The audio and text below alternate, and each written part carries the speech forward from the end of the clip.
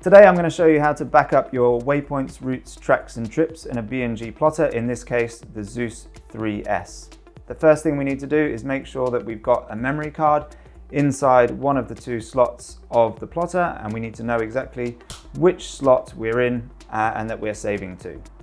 Then we need to use either the Pages key on the keypad or on the screen to navigate to the storage menu here on the left, and then to the waypoints tab. This page gives us a summary of all of the waypoints, routes, tracks and trips stored in the machine, as well as the amount of space that we've used. And here we have two options, either to export a region by dragging and selecting the area that we want to export from, or alternatively, we can hit export to take every bit of data out of the machine. Next, we need to decide which format we're exporting in. So by default, we're using the user data file version 6, or the USR file, which is a proprietary Navico file for Lowrance, Simrad and B&G.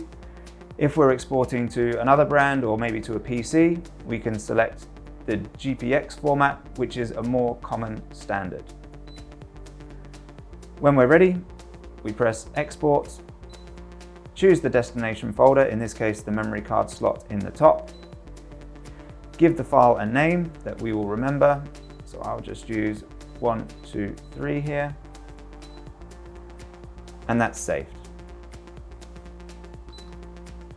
If we need to import these tracks at any time, we can simply navigate again to the storage menu, select the card that the file is stored on, and then the file itself. And we have the option here to import. And there we go, everything brought back into the plotter just as it was when I saved that